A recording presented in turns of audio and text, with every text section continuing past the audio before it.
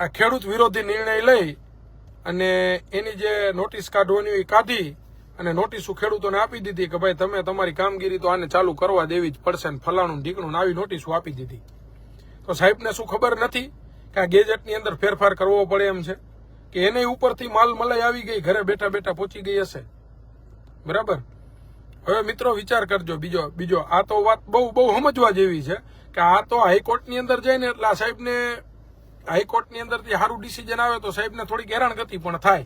કારણ કે સૌથી પહેલા તો જેતપર, રાપર, વાઘપર ને પીલુડી જે છે મોરબી તાલુકાના ગામડા એના માળિયા તાલુકાના ગેજેટમાં લઈ લીધા છે ઉર્જા વિભાગે. તો પેલા ગેજેટમાં ફેરફાર કરવો પડે એ તો નાના છોકરાની ખબર પડે.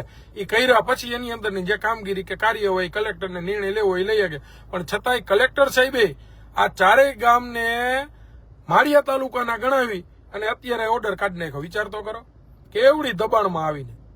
સાહેબ એમ કે મને ઉપરથી ફોન આવે, ઓલાને કહેતો એમ કે મને ઉપરથી ફોન આવે.